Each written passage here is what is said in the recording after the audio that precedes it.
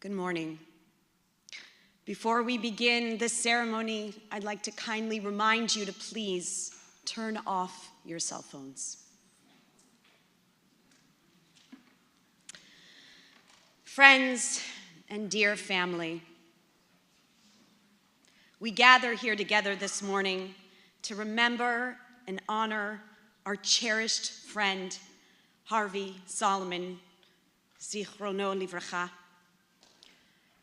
Dina, AJ and Heidi, Julie and Frank, Linda, and beloved grandchildren Sophie, Charlie, and Lucy, Ethan, Emma, and Joshua, and nephews and niece Kenny, Michael, and Janine.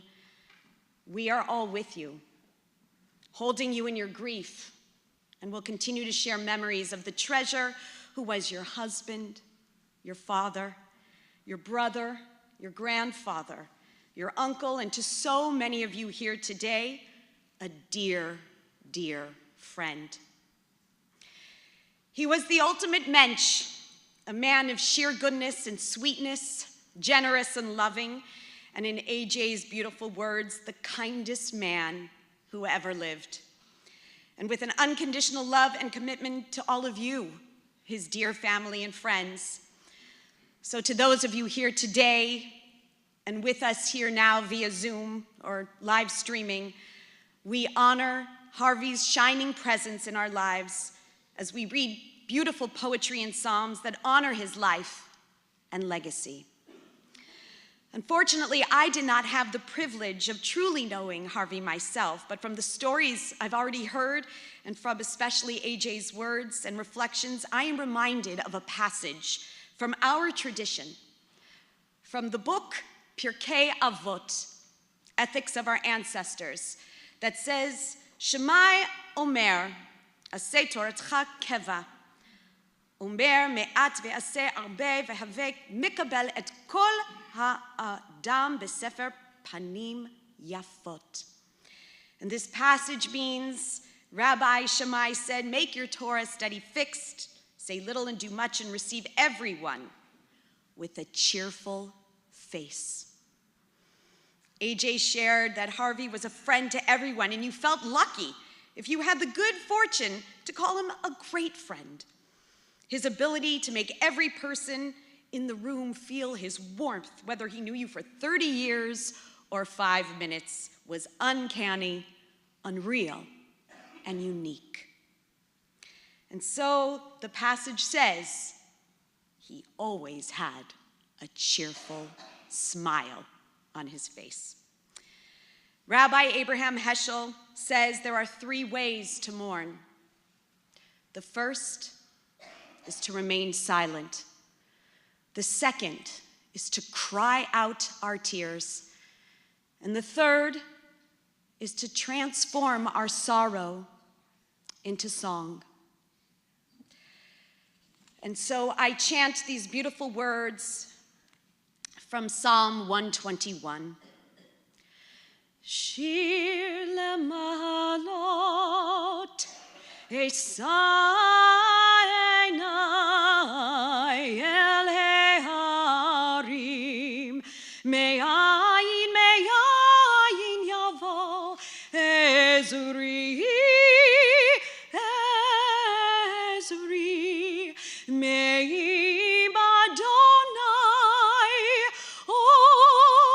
osei shamayim va'aretz. A song for ascents, I turn my eyes to the mountains. From where will my help come? My help comes from Adonai, maker of heaven and earth. A beautiful reading adapted from Ben Sirah.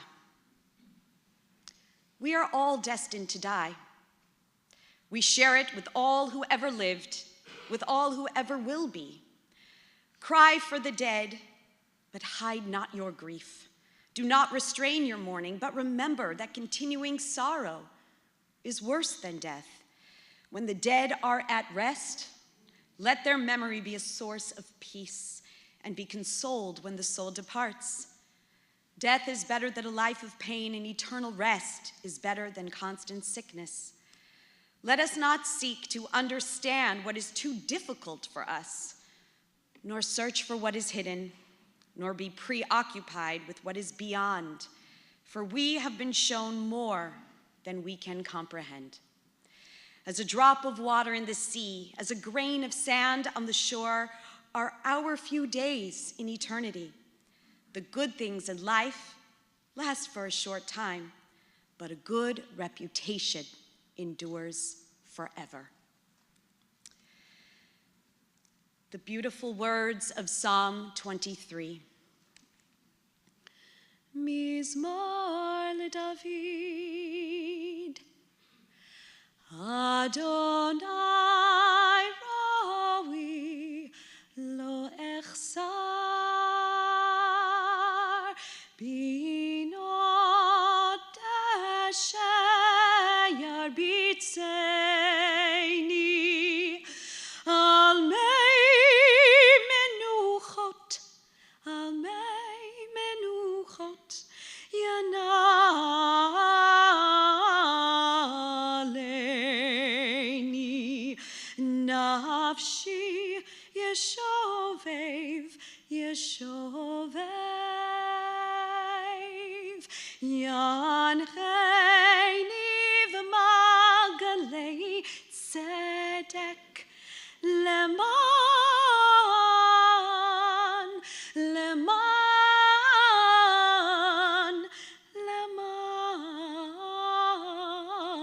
shemo,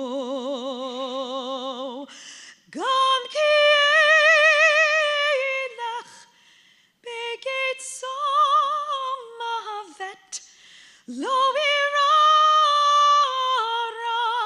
ki ata imadi, shivtecha umishantecha, hema yenachamu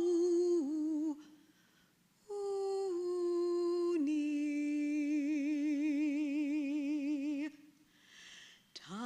Tarach lefanai shulchan neged sorerai, dishanta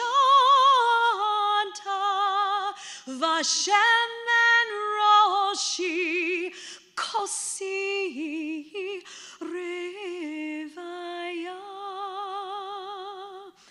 Ach tov v'chesed yirtifuni, kol yemei chayai, kol yemei chayai, v'shavti beveit Adonai leorech yamim.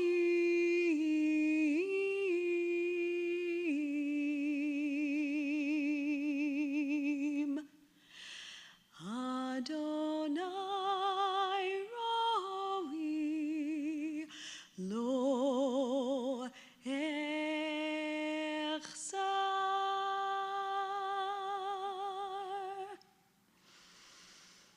Join me in the words of Psalm 23, a psalm of David. The Lord is my shepherd, I shall not want. He makes me to lie down in green pastures. He leadeth me beside the still waters. He restoreth my soul. He guideth me in straight paths for his name's sake. Yea, though I walk through the valley of the shadow of death, I will fear no evil, for thou art with me.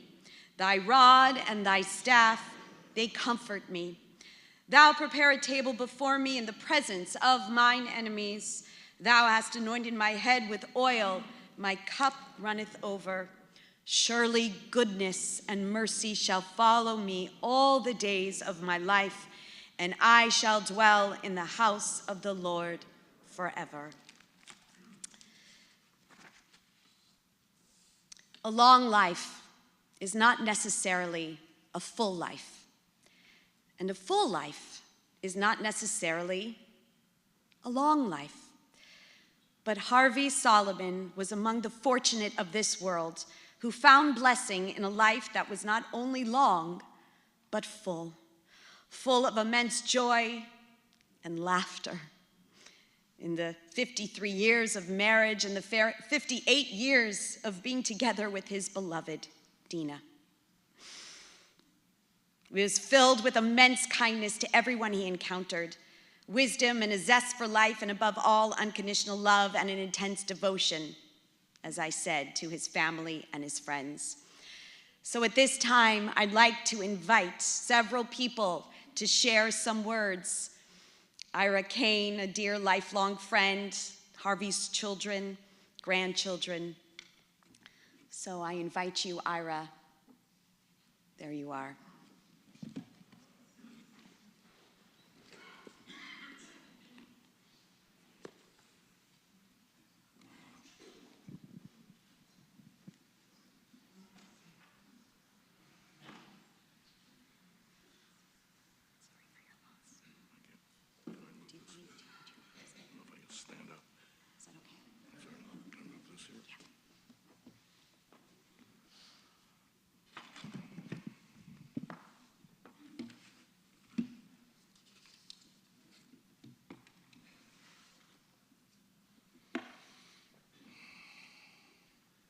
In the later years, Harvey would always call me, and he'd say, "I," which is short for Ira.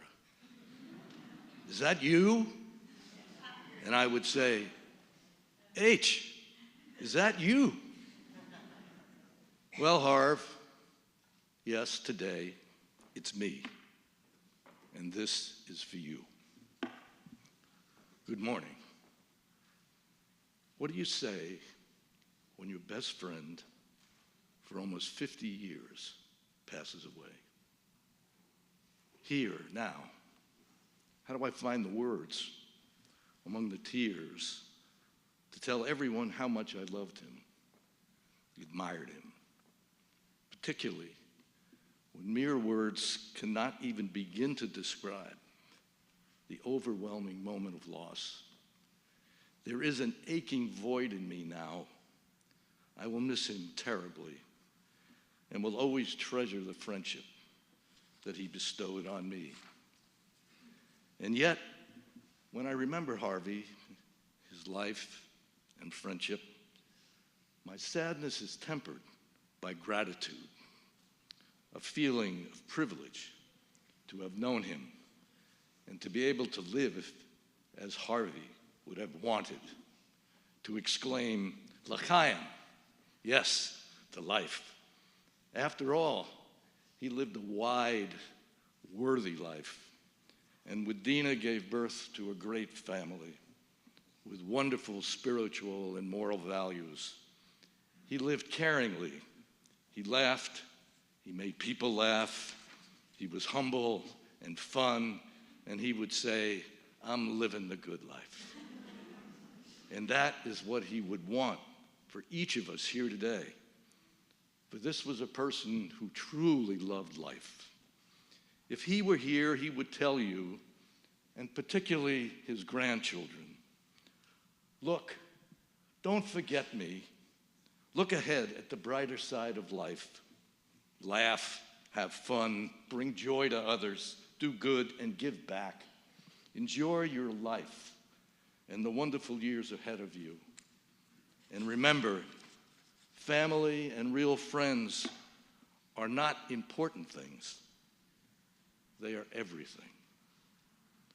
So please, now indulge me as I try my best to share with you my innermost feelings, to tell you about my dearest friend, a friend who became a brother, and how much he meant to me.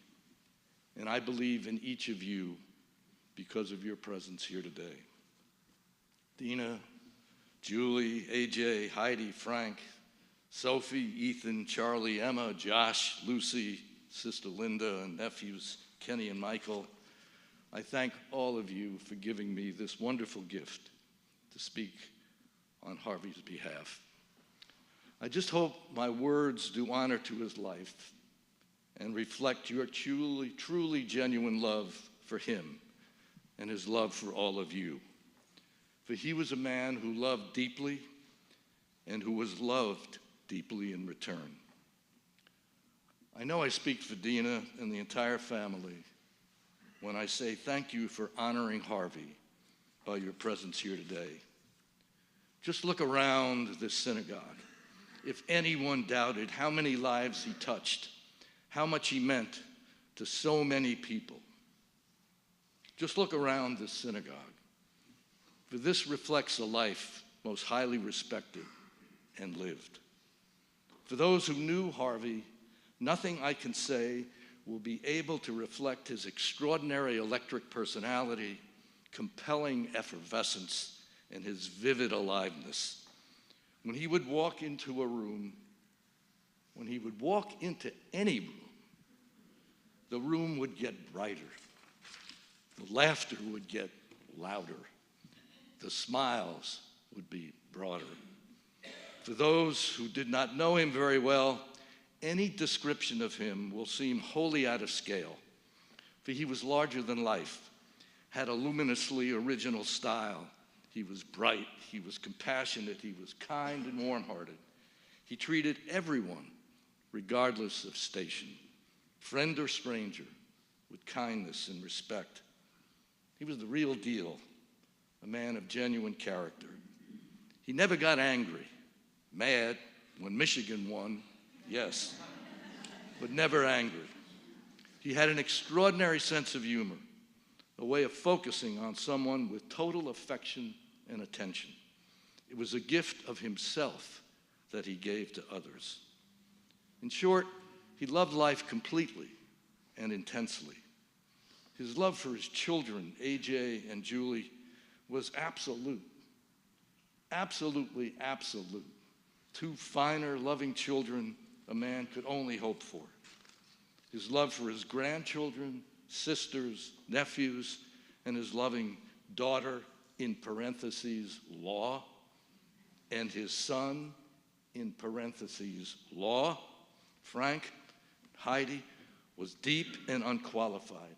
He was proud of their accomplishments, and he felt exquisite joy in spending time with them. He was so crushingly devoted to Dina, and she to him, his wife of 54 years, having first met him when she was 17. His love for her was deep, it was committed and unrelenting. You want an example of what love, selfless devotion, and being what a wife is all about?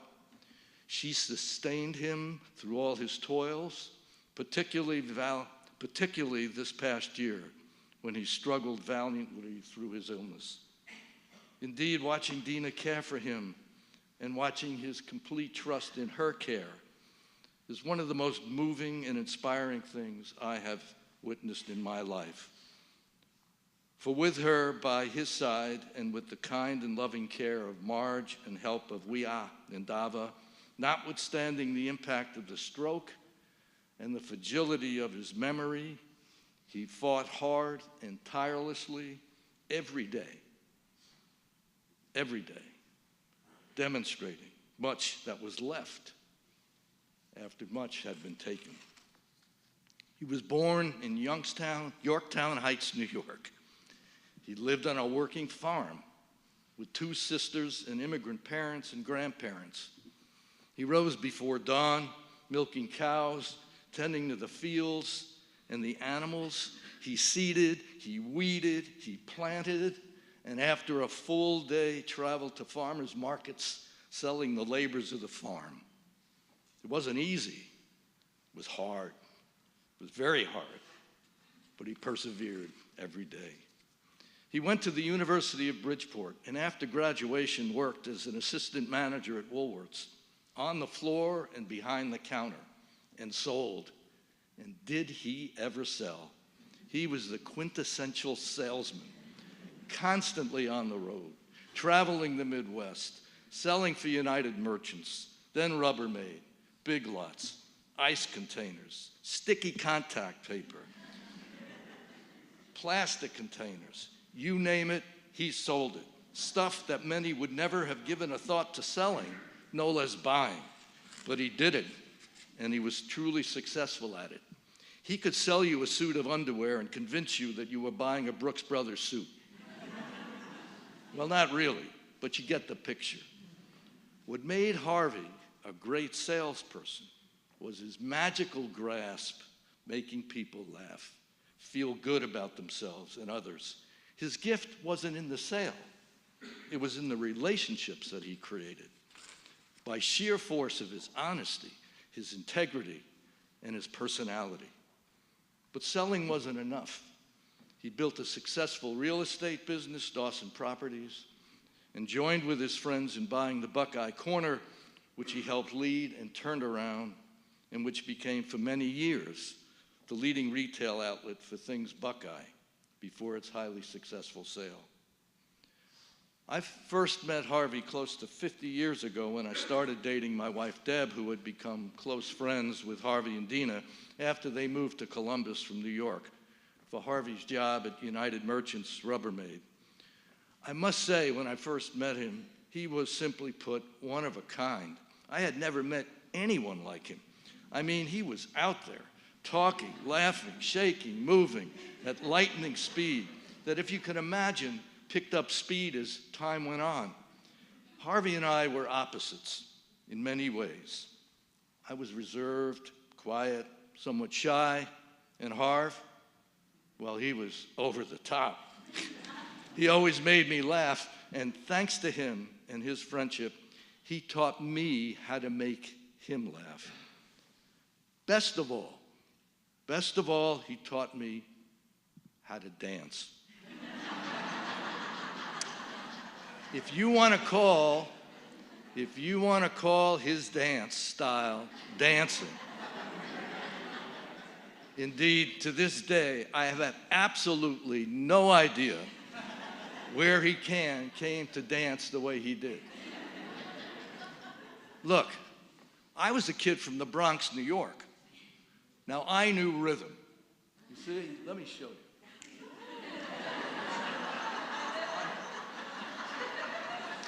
I knew rhythm. And yet, this was a guy from the farm, right? From a place we would never consider to be even part of New York. So what in the world would he know about rhythm? Well, he would then hit the dance floor. So take a look.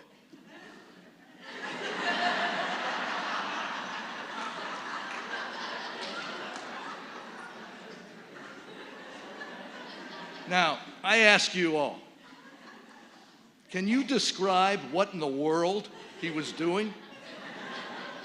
And yet, he attracted all the women to the dance floor. I mean, I tried, as others, to emulate his style, but to no avail. As he would say, it doesn't get any better than this. But it did get better. For there are friends, there is family, and there are friends that become family. And we indeed became family. We traveled together. We broke bread on Shabbos together. We walked together. We even rode horses together. Horses? For those of you that may remember the movie City Slickers, a number of us decided And we were going to put together a city slickers trip to Santa Fe, New Mexico. Jimmy Ferber, Mayor Glimpsher of blessed memory, Jerry Weiner, Jerry Steinman, Steve Shell, just to name a few. We each had our own horse. Well, Harv had this horse that would try and run off the cliffs. Seriously. First time, second time, third time.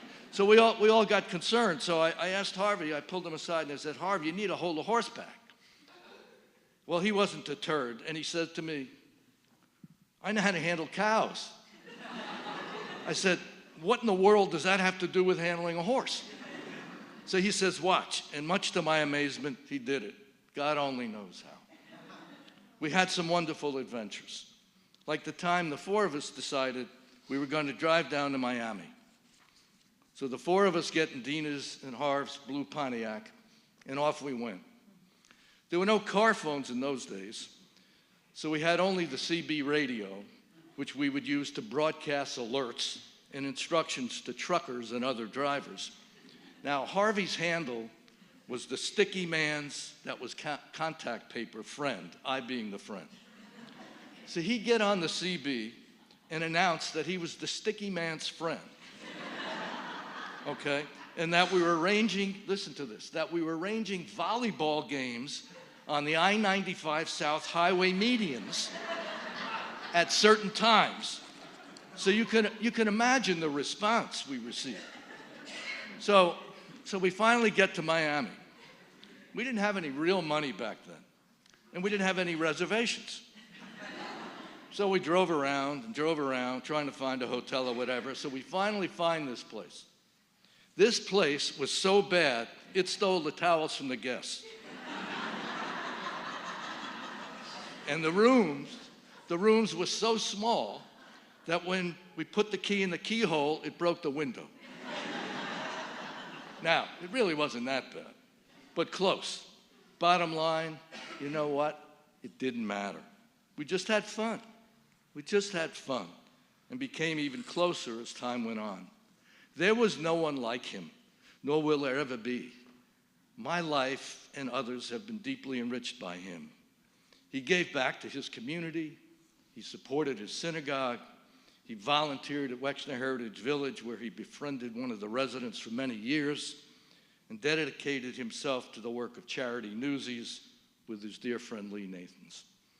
He loved the chance to go to the Cincinnati Red games, thanks to Frank, and he tried not to miss any of the grandchildren's soccer games, lacrosse games, basketball games, and recitals. Mishnah Avot put it briefly by saying, make yourself of a mentor and acquire for yourself friends. Harvey did both. He mentored many in business and aspiring entrepreneurs, and he loved his multiple lunches and poker games with the boys, his friends. He volunteered each year on Memorial Day to place veterans' flags on the graves of our Jewish war veterans. He supported our Pelotonia riders and graduated from the Bexley Police Academy in 2016. As you can see, he left nothing in the tank. He was a person where the means were as important as the ends, and the example that he set made you want to be a better dad, a better son, husband, friend, and grandfather. In short, he made you to be a better person. Now, isn't that finally the measure of a man? The way he lives, how he treats others, no matter what life may throw at him. You know, we all wanted a perfect ending here. I guess now we've learned the most difficult way. Some poems don't rhyme, some stories don't have a clear beginning, middle, or end. Life is about not knowing, having to change, taking the moment, and making the best of it without knowing what is going to happen next. And yet we can and must reflect, as here, on one's life, to give each of us the strength to understand our lives better and to go forward. Harvey would have wanted it this way, for all of us to have the strength to go forward from here. The self-made boy from Yorktown Heights, who always made us laugh and, simply put, feel good. And so do you. my dear friend and brother, I want to thank you for the honor of our deep and loving friendship, which will always remain a true part of my life. And so I do so with a line from Yeats. Think where man's glory begins and ends. And my glory was that I had such a friend.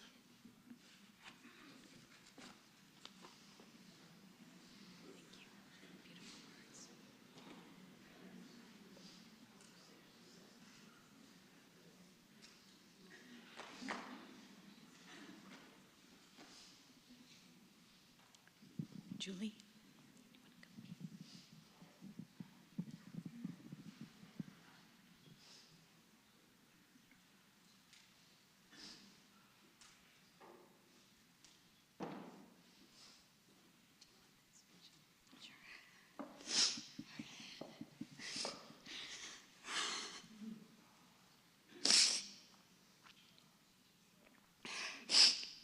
Black and white cookies, peach ice cream, watermelon rolls from Friendly's, rainbow cookies, raspberries, and applesauce. I could go on and on.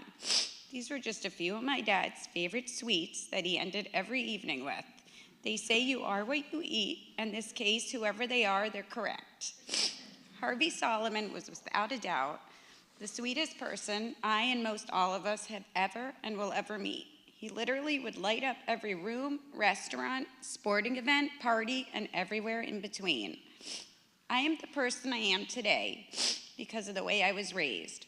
Both my mom and dad tried to give AJ and I as much positivity and confidence in ourselves as they could. We were always told, just try your best. While I was never a gifted student or athlete or anything else the world would find extraordinary, to my dad, I was a star. He had a way of putting a positive spin on any situation I found myself in. And because of that, I never doubted I had the ability to do so much. After graduating college with a degree that virtually led to nothing,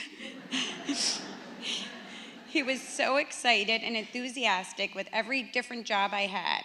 In fact, he would say he so admired my ability to change jobs a bunch of times because his generation kept their same jobs for decades, whether they liked it or not. Boy, did he love his Deanie. Every occasion, he would hide her birthday, Hanukkah, anniversary, or whatever holiday he wanted to buy her a gift for in a random place to surprise her. Sometimes it was her glove compartment, the freezer, the refrigerator, or wherever he thought was a fun hiding place. And most of the times, he remembered where he put it. I knew an occasion was coming when I got the call saying, "Jules, can you help me get your mom a gift?" My help often just meant ordering whatever idea he had creatively come up with on his own. This is not to say they never got on each other's nerves. One of my dad's favorite sayings when I would visit or they would visit me was, "Thank goodness you're here, Jules. I get a break from being yelled at for doing dumb things." Their relationship was as real and genuine as you can get. No matter what, they always loved each other, even on days when they may not have liked each other.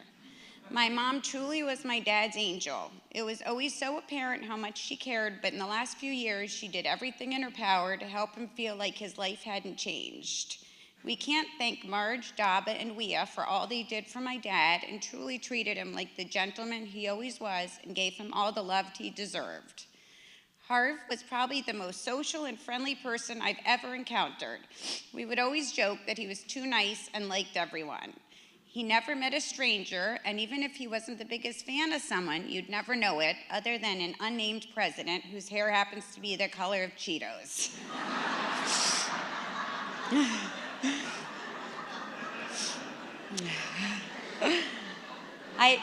I always loved when my parents came to New York and then New Jersey and got to meet my friends who truly became their friends too. He just had a way of making everyone he came in contact with feel special and loved, and I promise you it was genuine. I truly can't thank all of my mom and dad's friends for being there for them in the good and bad times. The kindness and love you showed my dad always, but especially this last year is beautiful. My dad could have truly wallowed in depression and despair after his stroke, but there was no time for that. He had so many special people that cared about him and wanted to see him as often as they could.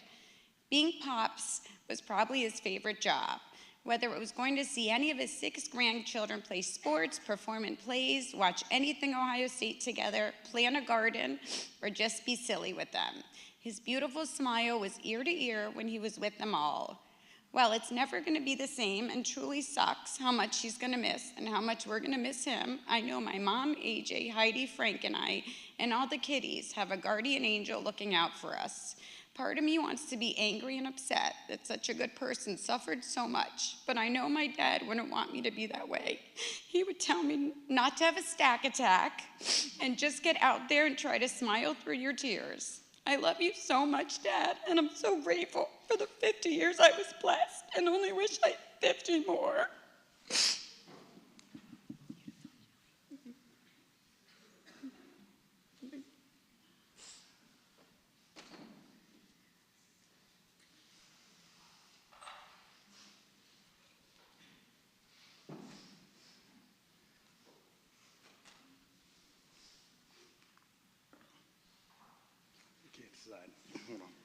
Hold on.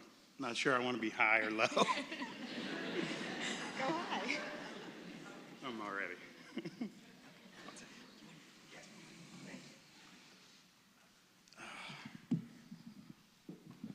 I made Heidi come up with me. And I didn't really write a speech, but I do have some bullet points. Hi, Scott. I was going to, first of all, thank everyone. Thank you guys for being here. It's a tough week. It's been a tough year. But, I mean, what a special man. And I thought, how can I not get sad? So I thought I'd look out for certain people. Like my teacher used to say, imagine somebody naked in the back. Scott sat in the front, so. I actually had people that I was going to call out. Johnny. Hi, John. Dirk, you guys were supposed to be my naked go-tos, but Scott, you got it covered. And Gail, I'm just looking at Scott, I swear. Bullet points. I'm going to stay to it, sorry. I want to thank Cantor Moses for being here. She just celebrated a mitzvah with us not that long ago, and there's highs and lows, and it's good to have a special person that makes me feel comfortable in both situations. So thank you so much. We got a special guest in, Mike Epstein. In my will, it actually says when I die, it's got Mikey's cell phone, 554-2224. And I was able to use that number at a really hard time this week. Him and David have been amazing, as always.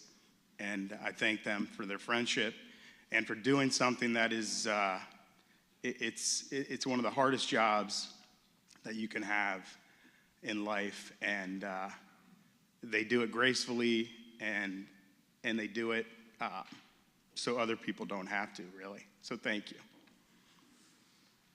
I'm going to take you right into just a couple things that hopefully make you guys laugh, because they definitely make me laugh. Uncle Ira, you are amazing and special friend. Thank you for always being there for him. Always. I can't remember how old I was, but my dad used to bowl in the B'nai B'rith Bowling League. And so every Sunday we'd go over to Holiday Lanes. I'd go in the back and play pinball, and he'd be playing on his team. And then he'd come get me, and then we'd head home and, hit blocks or whatever it was. I was playing pinball. I didn't realize that the whole place had cleared out. And he got home, and my mom, as you can imagine, looked at him and said, "Where's AJ?" I can imagine there were some other words. But he came right back to get me. And it was just me and the person running the bowling alley left. But I was okay, I was safe, as I always was with him, somehow. We always made it home. He took me on a work trip to Cincinnati once when I was little. And I can remember walking into the meeting, and is it okay can I say bad words? I just promised I wouldn't say any bad words because he never did, and I'm in temple, so it feels weird, but not really bad ones about me. And this guy was such an asshole. And I can see my dad, he's thinking, the one time I bring my kid on a work trip, and the guy's an asshole. But Harv never said a word to me about it. We made it all the way home. We didn't talk about it. And my mom said, "How was the meeting?" And I was honest. And I told her what I didn't tell my dad because he didn't have to. He knew. I said, "This guy, I'm pretty sure. I haven't been in a lot of business meetings, but this guy felt like he was an asshole." And he, that sums him up completely. Even though that guy was an asshole, in Harv's mind, maybe he was having a bad day. Maybe something tweaked him. But he always told me to be nice to people for many reasons. But in business, he would always tell me to be nice because you never know when that sale's coming. And it could be 2 years later, could be 5 years later. But everyone always remembered my dad for how kind he was in business. And we went to a lot of trade shows with him. And it was a remarkable thing to watch this guy work a room. He really was like a magnet. And I can remember vividly the things he was selling, like Uncle Ira mentioned. He even sold, there was a time we were selling these Rubbermaid pig troughs and horse troughs.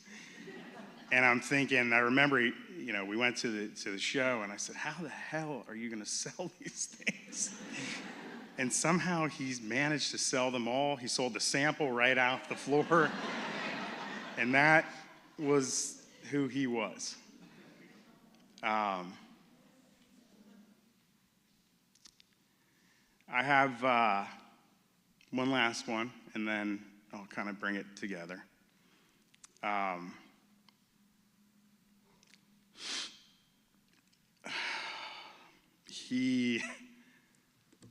I didn't know my dad couldn't swim.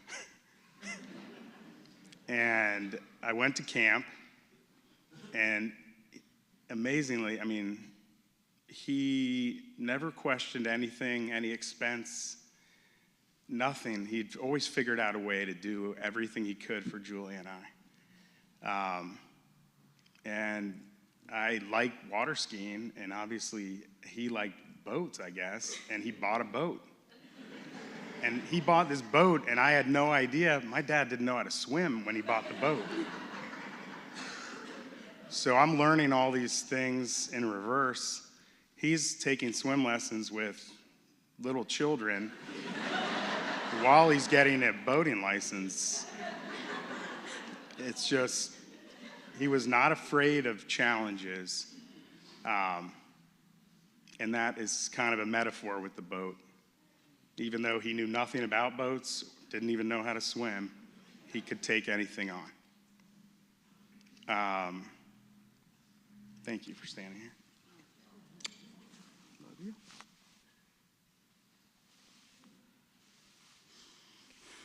Yeah.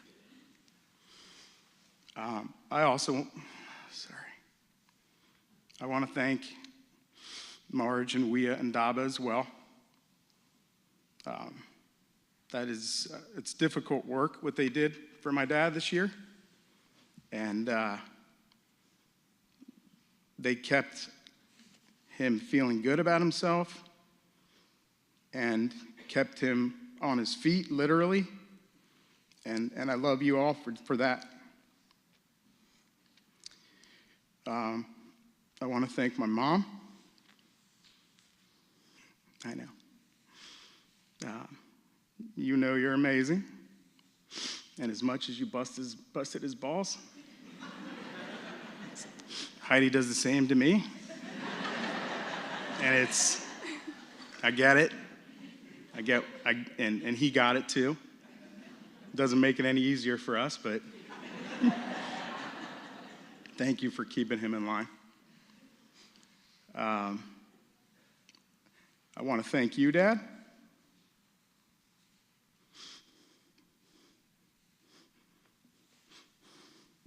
Sorry. Where's Scott?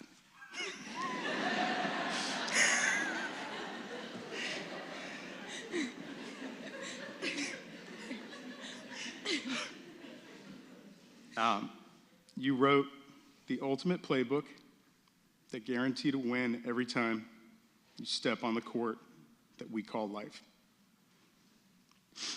I hate that you're physically gone. And I didn't even realize that I had done this, but I have voicemails from him from the last 5 years that I saved for I don't know why, but now I know. Every day, literally every day, I would get a call from him. Hey, Sonny, it's me, Pop. Every day, the same way. And he taught me how to love and how to be kind to people.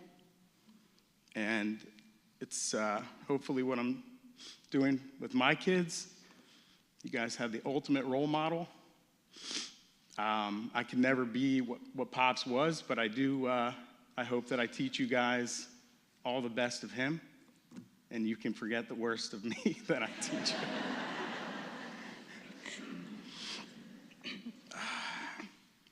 To lead by example means to guide others through your behavior instead of your words. And this is how he lived his life. He was perfect in every way.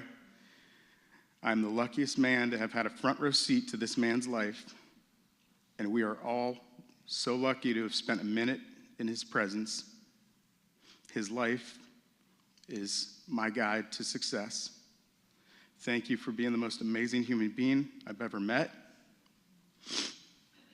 How lucky we all are to have been a part of your life. You are the true definition of a modern-day superhero. Thank you.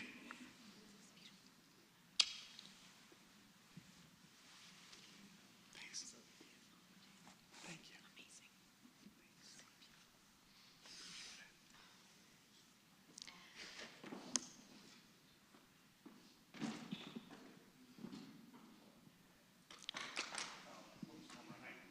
Sorry.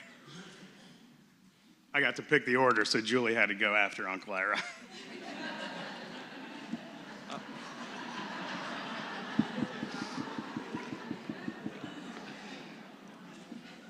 Good morning, everybody. I'm Frank Cohen. I'm Julie's husband and Harvey's son-in-law. And I really just had two quick observations. One's really an observation, which is I think about Dina and Harvey moving to Columbus 50-plus years ago with no family, no friends, no kids, no nothing. And to look around the room and to see what they created, to spend time in Columbus with Harvey, where if you walk around town with him, you would walk into a random store. Hey, Harv, how you doing? How you doing? That's all you got out of him. It was amazing just to see the life and the community that they built, which is all of you here, is tremendous. Ira, your speech was amazing, and one of the comments you made was how Harvey would say, it doesn't get any better than this. And I always think about Harvey saying that. He would always say that. But what was interesting is he would not say it doesn't get any better than this at the big events. He loved when the Buckeyes won. But he wouldn't say it after a big Buckeye win. I don't remember him saying it at bar and bat mitzvahs, the big events. I remember saying it when we'd sit in the backyard and he'd watch his grandkids swim, or when we sit in the back patio, or when he would sit at his dining room table and we would finish a holiday meal together. He would say, "It doesn't get any better than this. Harv, to be your son-in-law, it doesn't get any better than this."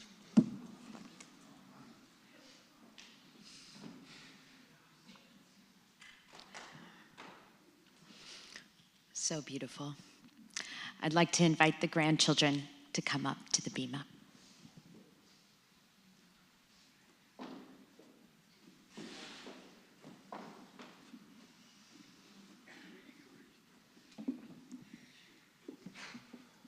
Hi. For those of you that don't know me, I'm Ethan Solomon, one of Harvey's many grandchildren. And we just wanted to share some memories of how amazing our Pops was. So, Pops was probably the best grandpa anyone could ask for. And I know if he was here, he wouldn't want us to be sad. He would want us to focus on all of the happy memories we have created over the years. Some of my favorite memories with him were celebrating Buckeyes' big Buckeye wins over the team up north. I'm so glad I've been lucky enough to rush the field with him multiple times. No barrier could stop him, no matter how old he was. He didn't even hesitate to scale the wall from A deck all the way down to the turf. Pops was the most cheerful person we have ever met. His big smile always brightened up the room, no matter the occasion. I guess you could say he was the life of the party. From his legendary dance moves to his epic singing, there was never a time where he didn't make us happy. This is especially true for the good times we all had with him. From his love for the Buckeyes, his hard-working mentality, and most of all, his love for his family, his memories will live on us forever. We love you, Pops.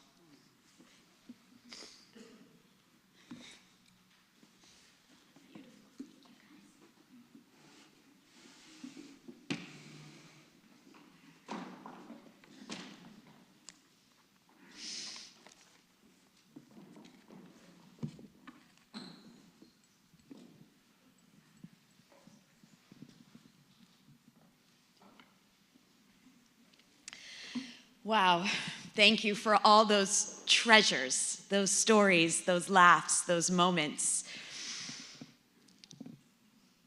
As we just heard, all of those memories we will treasure in our hearts. I find it actually very poignant that last week we celebrated the holiday of Shavuot, where we received the Torah and we read the 10 Commandments. And if you remember that fifth commandment, kibud av ve'em, honor your mother and your father. The passage from Exodus says, honor your mother and father that your days may be long in the land that the Lord your God is giving you. What does it mean to honor thy mother and father? Perhaps to regard with great respect or high esteem. Honor is also described as something regarded as a rare opportunity and bringing pride and pleasure and a privilege. Well, Harvey made it extremely easy for his children and his grandchildren to fulfill this mitzvah. And we know that his stable, loving, compassionate roots gave his children and his children's children wings to fly. And most importantly, being the model of what it is to have courage and to be kind. So we say in our tradition, Tehei nishmot Torah bitzror hachayim. May his soul be bound up in the bond of life. And let us say, Amen. Before I recite the memorial prayer, I'd just like to make a few announcements. Burial will follow immediately after the service at the new Agudas Achim Cemetery on Performance Parkway.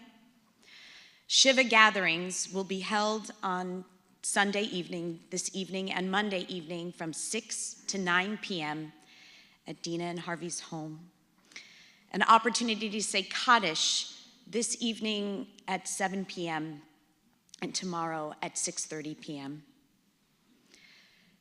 And now, my friends, I'll ask you if you are able to please rise for our memorial prayer.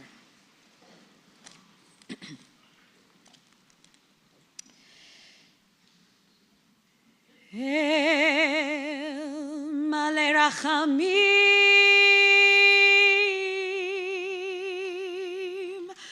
Shochein Bamramim Hamsei Menucha Nechona Tachat Kanfei Hashchina B'malot Kedoshim U'Tohorim Kezohar Arakia Masirim Et Nishmat Chaim Tanvil Shechalcha Le'olamo Began Eden Tehim Menuchato Anana Bal Harachamim Hastireha Besei Kenofecha Leolamim Utzuror Bitzuror Hachayim Et Nishmata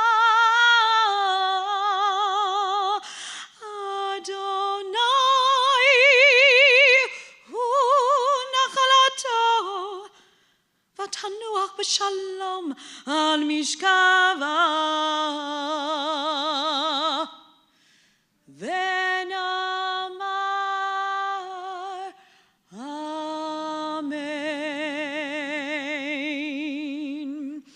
El Malei Rachamim, exalted, compassionate God, grant infinite rest in your sheltering presence among the holy and pure to the soul of Harvey Solomon, who has gone to his eternal home.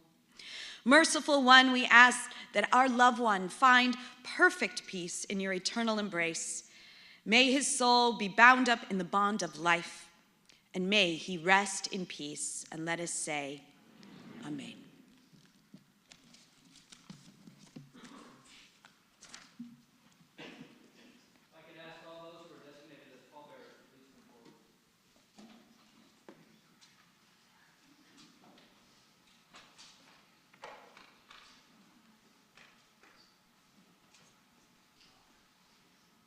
Shepherd Sitrelion, the Lord El Shaddai, Ve'ladunai Matzti Mutzati, Elohai.